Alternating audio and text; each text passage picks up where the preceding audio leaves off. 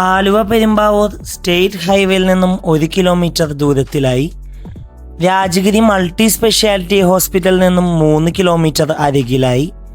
കിഴക്ക് ദർശനത്തിൽ നിർമ്മിച്ച 4.5 സെൻറ്റിൽ 1600 സ്ക്വയർ ഫീറ്റിൽ 3 bedroom bath attached plus utility area വരുന്ന വീട് വിൽപ്പനക്ക്.